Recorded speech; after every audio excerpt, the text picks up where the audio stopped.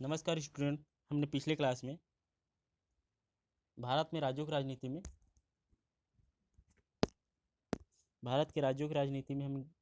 जो स्वायत्तता की मांग है राज्यों की कि कहने का मतलब ये कि भारत के बहुत सारे राज्यों ने, जैसे कि तेलंगाना बोलता हूँ, तमिलनाडु है, उसके बाद है पंजाब है, पश्चिम बंगाल है, बहुत सारे राज्यों ने एक तो अलग से राज्य या देश का निर्माण करने के बारे में माना। उसके साथ साथ बहुत सारे राज्यों ने क्या किया, एक ऐसी ऐसी व्यवस्था का निर्माण करने के बारे में सरकार से आग्रह किया था जिसमें राज्य सरकारों को ज़्यादा से ज़्यादा अधिकार दिया जाए या स्वायत्तता दिया जाए, ताकि वो अपने जो उद्देश्य है उसे आसानी से पूरा किया जा सके। क्योंकि केंद्र सरकार ने बहुत सारे ऐसे नियम हैं, ऐसे अधिनियम है, ऐसे अनुच्छेद है या अपने बहुत सारे ऐसे विषय जिसको अपने पास रख लिया, जिसमें 155 अनुच्छेद राष्ट्रपति राज्यों को राज्यपाल की नियुक्ति करता है। उसके साथ साथ 200 के अनुसार, अनुच्छेद 200 के अनुसार से राज्यपाल कुछ विषयों को भी राष्ट्रपति के पास भेज सकता है, विधानसभा के जो विषय है जो बनते हैं। तो उसके संबंध में बहुत सारे तर्क दिए गए थे कि बहुत सारे राज्यों ने क्या कहते हैं, मांग किया था कि जो राज्य सरकार है उसको अधिकार दिया जा सके। उनका मानना था कि केंद्र सरकार के पास सिर्फ क्या होना चाहिए, विदेश से संबंधित जो विषय है, विदेशी संबंध स्थापित करना और विदेशों से क्या करना, व्यापार करना, या व्यापार नहीं, विदेशों से क्या करना, संबंध स्थापित करना और समझौते करना। सिर्फ क्या होना चाहिए, विदेश विभाग सिर्फ क्या होना चाहिए, केंद्र सरकार के पास होना चाहिए। बाकी जितने भी सब्जेक्ट है और राज्य सरकार के पास होना चाहिए। ये सभी राज्यों ने मांग किया। मगर देखें तो उनका अगर मांग को देखें, सही है गलत है, उसे तर्क के हिसाब से जाना जा सकता है। तो जो शायद तक जो मांग है सभी राज्यों ने किया था कि जितने भी राज्य भारत में 29 राज्य हैं, अब 28 राज्य है, 9 यूटी है, केंद्र शासित प्रदेश है, उन सभी राज्यों ने जो मांग की उसके समर्थन में अगर देखें तो कौन कौन से ऐसा तर्क जिसके आधार पर माना जा सकता है कि उन्होंने जो स्वायत्त तक की मांग की है वो सही था। सबसे पहला तर्क ये है कि स्वायत्तता स्वतंत्र नहीं है, बल्कि राज्य स्वतंत्र की मांग संघीय ढांचे के अंतर्गत ही की जा सकती, अतः इसे विघटन का खतरा नहीं माना जा सकता। कहने का मतलब ये है कि पहले ये विचार था कि अगर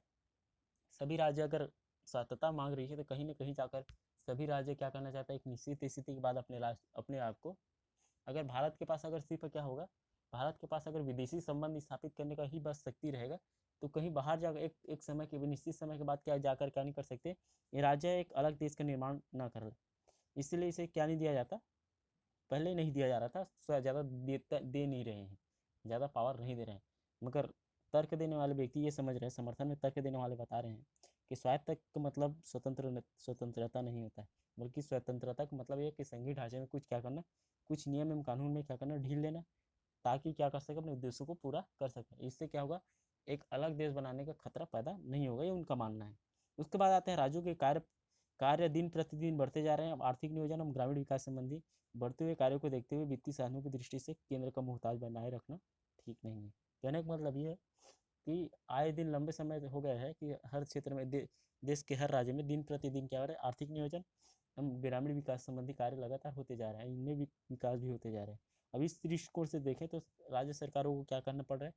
केंद्र सरकार से हर हमेशा उन संसाधनों को या अपने उद्देश्यों को पूरा करने के लिए क्या करना पड़ रहा है, उनसे पैसा मांगना पड़ रहा है या विभिन्न कार्यों को करना पड़ रहा है। इसलिए क्या है, एक पृथक वित्तीय साधन अगर उपलब्ध हो जाएंगे तो विकास संबंधी कार्य होंगे, तो राज्य सरकार आसानी से अपने कार्यों को निर्वाह कर सकते हैं, ये उनका मानना है। उसके साथ साथ अगला तर्क ये दिया गया है, केंद्र एवं राज्यों को में पृथक पृथक राजनीतिक दलों की सरकार होना स्वाभाविक बात है। मगर किंतु यह देखा गया है कि राज्यों को अनुदान अनुदान देते समय जो केंद्र सरकार है हमेशा क्या करते हैं, जहाँ पर उसकी खुद की राजनीतिक दल या सेम पार्टी का अगर सरकार होती है तो वहाँ पर क्या करता है, वो ज़्यादा पैसा देता है, और जबकि या जिन पार्टियों के साथ उनका मेल जोल रहता है वहाँ पर ज़्यादा पैसा देती है, और जहाँ पर क्या है उसकी सरकारें अन्य पार्टियों को होती है, विचारों में भिन्नता होने के कारण क्या है वहाँ पर सौतेला व्यवहार करता है, यह दोहरा मापदंड अपनाता है। इसलिए क्या किया जाना चाहिए, राज्य सरकारों को स्वायत्त कुछ ज़्यादा शक्ति प्रदान किया जाना चाहिए ताकि अपने उद्देश्यों को पूरा किया जा सके। उसके साथ साथ अनुदान की जो प्रक्रिया एक शैली है उसको लेकर भी क्या किया जाता है, भेदभाव की शिकायत की जाती है हमेशा से। जहाँ गेहूं के पर सरकार 23 रुपये प्रति कुंटल का अनुदान देती तो वहाँ चावल पर अनुदान सिर्फ 4 पैसे प्रति क्विंटल आता है। इस अनुदान का लाभ उत्तरी राज्यों को मिलता है जहाँ लोग गेहूं अधिक खाते हैं, मगर चावल उगाने व खाने वाले दक्षिण राज्यों को इसका कोई फायदा नहीं मिल पाता। इसी तरह से भेदभाव मिटाने के लिए भी राज्यों का आर्थिक सहायता का कारगर साबित होगा। कहने का मतलब ये है कि जहाँ पर क्या होता है, अनुदान की प्रक्रिया के समय में भी क्या है, राज्यों के द्वारा शिकायत की जाती है कि जहाँ पर क्या है, गेहूं पर 23 रुपये क्या है प्रति कुंटल अनुदान देती है, मगर सरकार वहीं पर क्या करते हैं, सिर्फ 4 पैसे प्रति क्विंटल अनुदान देती है, जिससे कारण क्या होता है कि कुछ राज्य, जो उत्तरी राज्य है जहाँ पर क्या होता है गेहूँ उत्पादन होता है, उनको ज़्यादा फायदा मिल पाता है, मगर जो दक्षिण क्षेत्र है, दक्षिण क्षेत्र जहाँ पर चावल का उत्पादन ज़्यादा होता है, उनको इसके फायदा नहीं मिल पाती, या समस्या उनको दोहरा मापदंड का क्या है समस्या उठाना पड़ता है। और क्या होती है इसके कारण से जो बहुत सारे राज्य जिसकी अर्थव्यवस्था कृषि कार्य पर आधारित है, वो अपनी अर्थव्यवस्था को बेहतर नहीं कर सकते हैं। इसलिए क्या है, सरकार को क्या करना चाहिए, जो राज्य सरकार है उससे ज़्यादा खुली छूट देनी चाहिए, ताकि वो क्या कर सके, अपनी व्यवस्था को बेहतर कर सके। उसके साथ साथ राज्य स्वायत्तता से ही भारत में सच्ची संघात्मक व्यवस्था की स्थापना हो सकेगी, ऐसा मानना है। फिलहाल फिलहाल तो राज्यों की स्थिति नगर पालिकाओं जैसी जैसे कि राज्य सूची के विषयों में भी केंद्रीय सरकार जब चाहे हस्तक्षेप कर सकती है, और राष्ट्रपति शासन के शस्त्र द्वारा राज्यों की बहुमत वाली निर्वाचित सरकार को अपदस्थ कर सकती है। राज्य स्वतंत्रता की अवधारणा से क्रियान्वयन से ही समान और स्वायत्त की भागीदारी वाली संघ व्यवस्था के अस्तित्व में आएंगी। कहने का मतलब ये है कि आज वर्तमान समय में जो केंद्र एवं राज्य संबंध के जो संबंध है वो बहुत कमजोर मानी जाती है। कहने का मतलब ये कि कोई भी राज्य अपने मन के मुताबिक कोई कार्य नहीं कर सकता, अगर करता है तो केंद्र सरकार क्या करेगा, अपने राष्ट्रपति शासन का जो हथियार है उसे क्या कर सकता है, उसके माध्यम से नियंत्रित या तो उसको बर्खास्त कर देगा या धमकी देकर उसके कार्यों को करने से मना कर देगा। ये उसके बाद आता अगला जो तर्क दिया गया है कि राज्य स्वायत्तता से राज्यों में उत्तरदायित्व की भावना विकसित होगी, और वे अपनी अपनी आय अधिकतम स्रोत ढूंढेंगे उसके लिए, और केंद्र पर रहना छोड़ देंगे। और आज कई राज्य अपना अनाप शनाप खर्च बढ़ाते जा रहे हैं, क्योंकि वे जानते हैं कि अगर अंत में केंद्र सरकार ओवरड्राफ्ट अनुदान आदि की उनकी मदद करेगी। कहने का मतलब ये कि इसमें दो तरीके से बात बताई गई है कि अगर राज्यों को सहायता कर देती हैं तो राज्य उसको सहायता करने से क्या होगा, एक तो पहले क्या होगा, उत्तरदायित्व की भावना विकास होगा, और वो अपने लिए क्या करेंगे, ज़्यादा से ज़्यादा आय के साधन खोजेंगे। मगर क्या है, आज वर्तमान समय में ये भी हो गया है, कई राज्य कई राज्य भी क्या कर रहे हैं, आज वर्तमान समय में कई राज्य क्या कर रहे हैं, केंद्र सरकार तो पैसा देता है ऐसे करके ज़्यादा से ज़्यादा अनाप शनाप चीज़ों में खर्चा कर रहे हैं, और उसकी जो भार है वो ज़्यादा से ज़्यादा केंद्र सरकार पर लद रही है। कहने का मतलब है कि जो स्थिति है, या कहा जा सकता है जो ब्लैकमेल करने की जो स्थिति है राज्य सरकार को, वो चल रही है। उसके बाद आते हैं जब राज्यों की निर्भरता केंद्र से कम होगी, तब वे अपने खर्चों एवं व्यय एवं खर्चों में कटौती करना सीखेंगे। यदि वे अपने किसी चुनावी वादों को पूरा नहीं कर पा रहे हैं, तो अपनी अकर्मण्यता की वे केंद्र सरकार पर नहीं ला पाएंगे। कहने का मतलब ये है कि अगर राज्य सरकार को अलग से अगर छूट दे दी जाएगी, तो अपने खर्चों में जो अनाप शनाप खर्च करते हैं उसमें कटौती कर पाएगी, और फिर जो वो चुनाव में जो वादा करके आते हैं उसका जो बोझ है वो केंद्र सरकार पर नहीं लाद पाएगी, अगर खुली छूट दे दी जाए तो। राज्य स्वायत्तता के से केंद्र एवं राज्य तनाव खत्म हो जाएंगे, जिससे केंद्र एवं राज्यों को एक दूसरे से शक्ति प्राप्त हुए पूरे देश से एक समान विकास करेंगे, क्योंकि दोनों में से एक किसी दूसरे का सहयोग की आवश्यकता है। कहने का मतलब ये है कि जब राज्यों को स्वायत्तता अगर खुली छूट दे दी जाएगी, तो केंद्र एवं राज्य सरकार के मध्य जो तनातनी चल रही है उन तनातनी को भी समाप्त किया जा सकता है, जिससे क्या होगा, जिससे कि राज्य सरकार एवं केंद्र सरकार के मध्य किसी प्रकार का मतभेद नहीं होगा। फिर राज्य सरकार आसानी से अपने जो उद्देश्य उन्होंने निर्धारित किए उसे आसानी से पूरा किया जा सकता है, और दोनों एक दूसरे की आवश्यकता को भी भली भांति समझेंगे और सहयोग करने का काम करेंगे। अतः अंत में अगर देखें तो राज्य की स्वायत्तता से सही अर्थों में अगर अपनी शक्ति का अधिकारों का प्रयोग कर सकेंगे, जो संविधान निर्माता देना चाहते थे, और अपने अपने क्षेत्र में स्वायत्तता रहते हुए केंद्र राज्य मिलकर देश की उन्नति में सहायक होंगे, ऐसा माना गया। मगर अगर राज्य के स्वायत्तता के विपक्ष में तर्क देने वाले व्यक्तियों के अगर तर्क सुने, तो उसके संबंध में कुछ अलग ही राय बनती है। तो कहने का मतलब है कि केंद्र सरकार चाहे कांग्रेस दल का हो या भारतीय जनता पार्टी का हो, केंद्र सरकार की दृष्टि में राज्य स्वायत्तता की जो अवधारणा है वो संघ व्यवस्था को दुर्बल बनाती है, और राष्ट्रीय एकता की दृष्टि में खतरनाक परिणाम होंगे, ऐसा उसके संबंध में कहा गया है। क्योंकि माना जाता है कि सबसे पहले अगर देखें, कुल मिलाकर देश की जो सुदृढ़ता है ही राज्यों की स्वायत्तता की सर्वोत्तम गारंटी है, क्योंकि किसी प्रकार की वह मजबूत समाप्त हो जाए तो न भारतीय संघ की प्रभुता रहेगी और न ही राज्यों की स्वायत्तता रह सकेगी। कहने का मतलब ये है कि अगर भारत देश में अगर एकता है, अगर दोनों राज्य केंद्र सरकार की जो एकता अगर नहीं रहेगी, अलग अलग पावर अगर सबको दे दिया जाएगा, अगर एकता के सूत्रों में बांधने का कोई, अगर नियंत्रण करने का अगर कोई ताकत नहीं रहेगा, तो भारत की जो मजबूती है और जो भारतीय संघ की जो संप्रभुता है वो खत्म हो जाएगी, और राज्यों की जो स्वायत्तता है, इससे भी देश में आर्थिक संकट और राजनीतिक उथल पुथल बढ़ जाएगी। और बढ़ती हुई राजनीतिक परिस्थितियों में राज्य स्वायत्तता की मांग करना देश को अराजकता में विघटन तथा विनाश की ओर ले जाएगा। कहने का मतलब ये है कि अगर राज्य जो स्थिति पहले थी 1947 से पहले भारत में जो अलग अलग जो राजा थे, अलग अलग राजा को अलग अलग ताकत प्राप्त था, किसी के नियंत्रण नहीं होने के कारण क्या है, इनको आसानी से गुलाम बनाया जा सकता था अंग्रेजों के द्वारा। अगर वही स्थिति अगर दोबारा पनपती है, सभी राज्यों को अगर अलग अलग ताकत दी जाती है, तो अभी से देखा जा सकता है कि जिसमें से बहुत सारे ऐसे राज्य हैं जैसे कि तमिलनाडु है, पंजाब है, बंगाल है, एक तो अलग देश बनाना चाहते हैं। अगर इनको इतनी शक्ति दे दी गई कि उसको केंद्र सरकार के नियंत्रण में न रह सके या उसे रखा नहीं जा सके, तो ये निश्चित है कि कुछ सालों के बाद क्या हो सकता है, कुछ देशें, कुछ जगहें, कुछ राज्य अलग हो जाएंगे भारत देश से। इसलिए क्या नहीं किया जाता, इसे क्या नहीं किया जाना चाहिए, इसे इतनी शक्ति प्रदान नहीं किया जाना चाहिए जो स्वायत्त रूप से या स्वतंत्र रूप से अपना निर्णय ले सके। उसके साथ साथ अगर अनुच्छेद 370 के सभी राज्यों पर लागू कर दिया जाए तो क्या अनुपस्थित होगी। अगर सभी राज्यों को अगर विशेष परिस्थिति या विशेष उसको क्या कर दिए, अनुरक्षण या संरक्षण दे दिया जाए, चूंकि 370 के अनुसार से भारतीय संसद का कोई भी कानून जम्मू कश्मीर राज्य में मान्य नहीं होगा। स्पष्ट है यदि सभी राज्यों को 370 के तहत ला दिया जाए तो भारत की जो अखंडता है या भारत देश की जो पहचान है वो वहीं पे ख़त्म हो जाएगी। क्योंकि 1970 ख़त्म होने से पहले जम्मू कश्मीर खुद को अपना भारत का हिस्सा नहीं मानता था। कुछ ऐसे अधिनियम बनाए गए थे जो कश्मीर को भारत में रोक कर रख रहा था। बाकी अगर उन चीज़ों को छोड़ दिया जाए तो भारत से कश्मीर कब के निकल चुका होता। कहने का मतलब ये, अगर भारत में अगर क्या है, स्वतंत्रता की व्यवस्था अगर दी जाती है तो क्या किया जा सकता है, उन राज्यों को स्वतंत्र करना, मतलब उनको स्वायत्तता देना का मतलब है एक अलग देश का निर्माण करना कि भारतीय है और कोई दूसरा रीजन नहीं बनता है। उसके बाद आते हैं राज्य मन्नार समिति के सुझाव तो संविधान को आत्मा को ही बदलने वाले खतरनाक विचार हैं।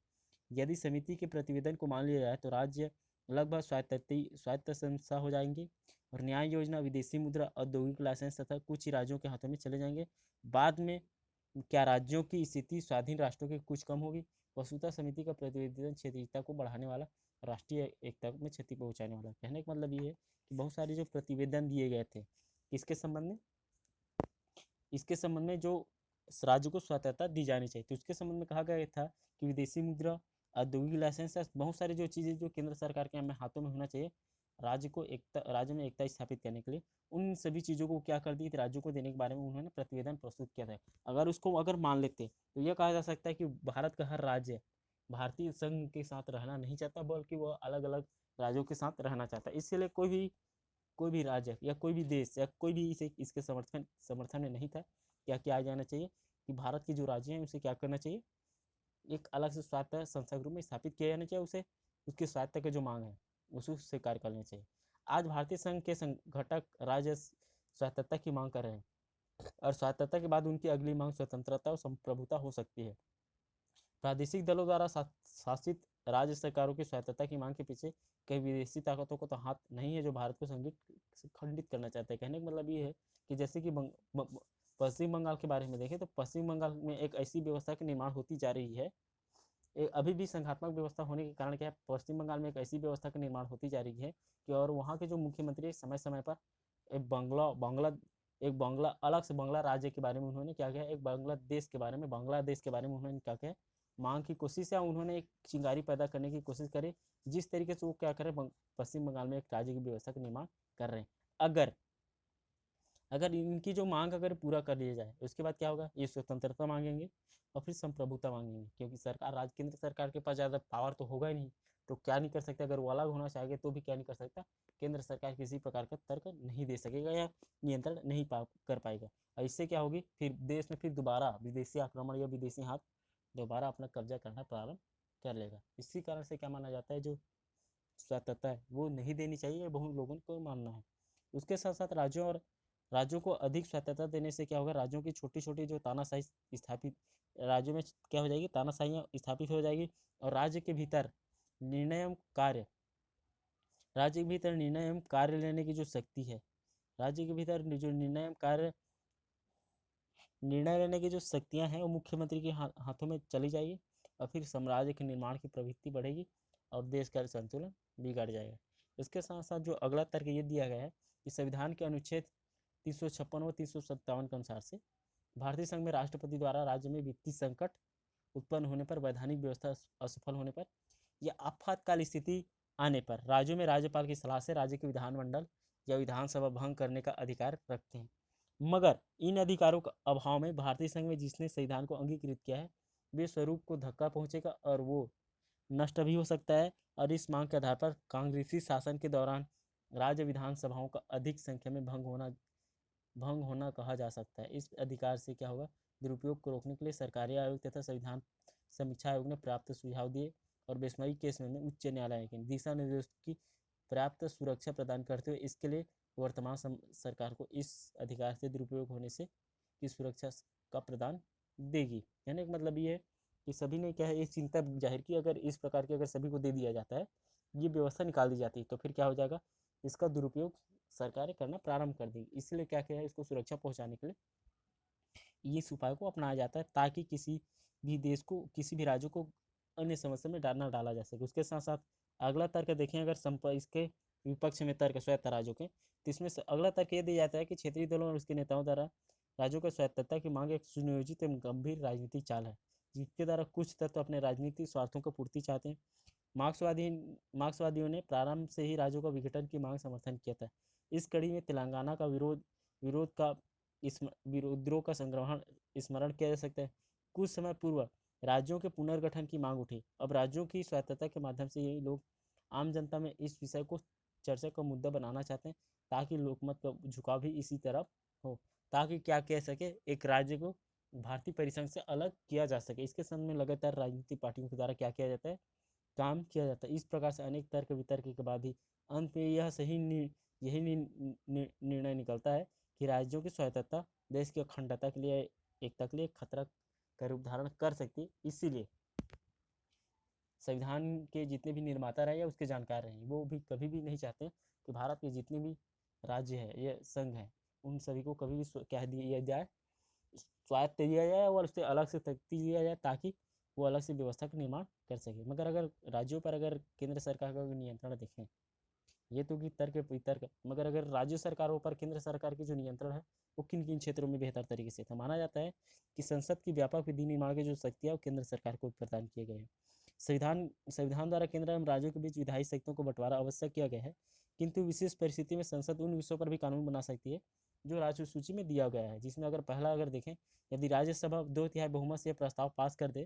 कि राष्ट्रीय हित के लिए आवश्यक है कि संसद राज्य सूची में दिए गए किसी विषय पर कानून बनाए, तो इस पर संसद कानून बना सकती है। कहने का मतलब ये है कि राज्यसभा की 2/3 बहुमत, क्योंकि जो राज्यसभा है वो राज्यों का क्या करते हैं, प्रतिनिधित्व करता है।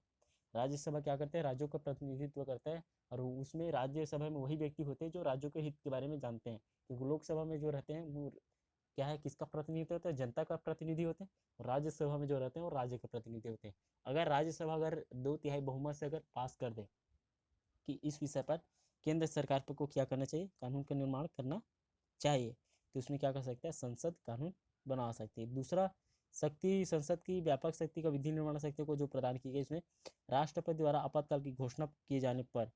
संसद राज्य सूची में सम्मिलित सभी विषयों पर कानून बना सकती है। केंद्रीय संसद की जो शक्ति है, व्यापकता 3 बातों से पता चलता है, जिसमें सबसे पहला ये है कि यदि समवर्ती सूची में सम्मिलित किसी भी विषय संसद कानून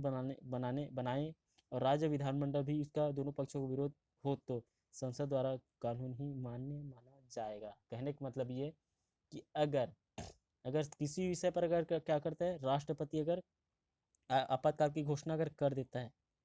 और घोषणा करने के बाद क्या होता है, अगर किसी विषय पर अगर कानून बना देती है केंद्र सरकार, तो फिर क्या होती है, कानून की फिर केंद्र सरकार की शक्ति इतनी ज़्यादा अधिक बढ़ जाती है,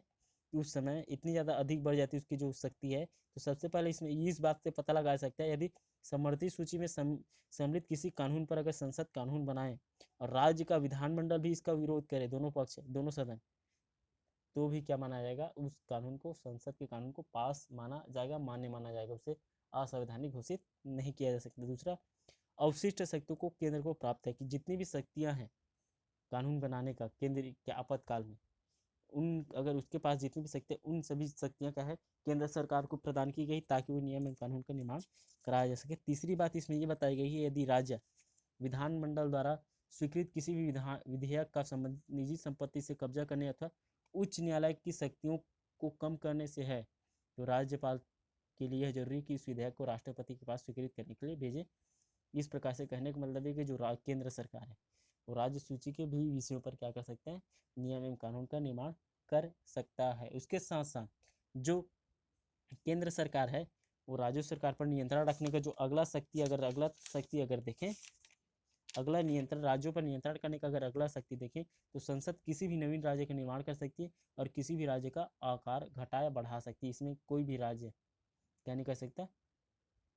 किसी प्रकार का हस्तक्षेप नहीं कर सकता। कहने का मतलब एक अमेरिका या ऑस्ट्रेलियाई संघ व्यवस्था में केंद्रीय सरकार राज्यों की इच्छा के विरुद्ध उनकी सीमाओं में हेरफेर नहीं कर सकता, मगर परंतु भारत में केंद्रीय सरकार नए राज्यों का निर्माण कर सकती है और राज्यों का आकार को घटाया बढ़ा भी सकती है। ऐसा करने के लिए संसद को राज्यों की अनुमति प्राप्त नहीं करनी पड़ती है। कहने का मतलब ये है, अगर कोई राज्य मनमानी तरीके से क्या करते हैं, राज्य की व्यवस्था को संचालित करना चाहते हैं, वो क्या कर सकते हैं, तो केंद्र सरकार उस राज्य की जो सीमा है उसे घटाया बढ़ा सकती है, जिससे उसकी जो जो मनमानी है उसे न चल पाए। इसके साथ साथ राज्यसभा में सभी राज्यों का समान प्रतिनिधित्व नहीं। कहने का मतलब ये कि विश्व के अधिकांश राज्य व्यवस्थाओं में संसद के सदन का संगठन को समानता को सिद्धांत पर आधारित किया गया है, मगर समानता का सिद्धांत इसलिए अपनाया गया है जैसे केंद्रीय संसद पर बड़े बड़े राज्यों का आधिपत्य कायम न हो सके। परंतु भारत में उच्च सदन अर्थात राज्यसभा में सभी राज्यों को बराबर सदस्य संख्या प्रतिनिधित्व नहीं देता। इसका कारण यही कि कई राज्यों में की जो जनसंख्या है वो कम है, कई राज्यों की जनसंख्या ज़्यादा है, और जिसकी जनसंख्या ज़्यादा है उसकी ज़्यादा प्रतिनिधित्व मिलना चाहिए, जिसकी जनसंख्या कम है उसको कम प्रतिनिधित्व मिलना चाहिए। इसके आधार पर भी क्या किया जा सकता है, किसी राज्य को नियंत्रित किया जा सकता है। उसके बाद आते हैं अपने राज्यों में अपनी संविधान नहीं। कहने का मतलब है कि अमेरिका और स्विट्जरलैंड में राज्यों में अपने राज्यों में क्या है अलग अलग क्या है संविधानों की व्यवस्था की गई, पृथक संविधान है और उसमें संशोधन की शक्तियाँ भी राज्य विधानमंडलों को प्राप्त है, मगर भारत में ऐसी व्यवस्था नहीं की गई। इसका कारण यही है क्योंकि अगर भारत में अगर इस प्रकार की व्यवस्था की जाएगी तो भारत के जो राज्य है वो क्या कर सकते हैं, अलग से अपनी व्यवस्था का निर्माण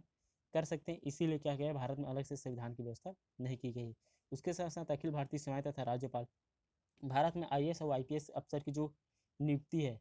भारत में आईपीएस और आईएएस अफसर की नियुक्ति है उसका नियंत्रित करने का काम है वो किसके माध्यम से किया गया है, वो केंद्र सरकार के द्वारा किया गया, इसे राज्य सरकार को नहीं दिया गया है। अगर राज्य सरकार को अगर इन प्रकार की जो शक्तियाँ हैं उसको दी जाती, अगर राज्यपाल की अगर नियुक्ति नहीं करती, आईएएस या आईपीएस को नियंत्रित करने का जो कार्य है अगर राज्य सरकार को होती, तो राज्य सरकारें मनमाने तरीके से राज्य के संसाधन को उपयोग करने का, मनमाने तरीके से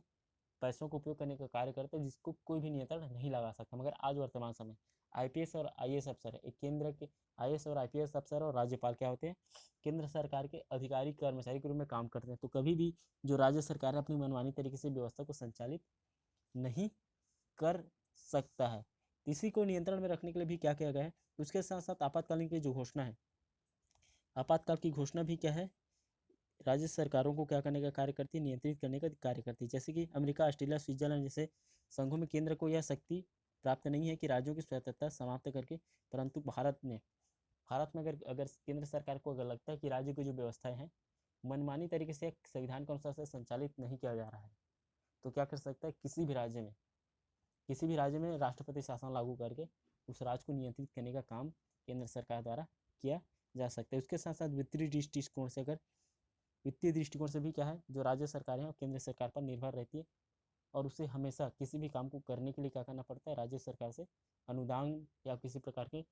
पैसा मांगना पड़ता है ताकि उसे क्या किया जा सके, राज्य को व्यवस्था सही तरीके से चलाया जा सके। तो इस आधार पर देखें तो राज्यों की जो मनमानी है उसको रोकने के लिए संविधान ने भी क्या है, केंद्र सरकार को कुछ शक्ति दी गई है ताकि कोई भी राज्य अपनी मनमानी तरीके से राज्य की व्यवस्था को संचालित करने का काम ना कर सके। इस आधार पर अगर देखें तो राज्य की जो स्वायत्तता की मांग है वो निश्चित आने वाले समय में तो पूरा होता नहीं दिख रहा है, मगर उसको नियंत्रित करने के लिए केंद्र सरकार द्वारा एक सही दिशा निर्देश या सही रणनीति तैयार किया गया ताकि उसको जितने भी राज्य उसको नियंत्रित आसानी से किया जा सके। बाकी का अगले क्लास में।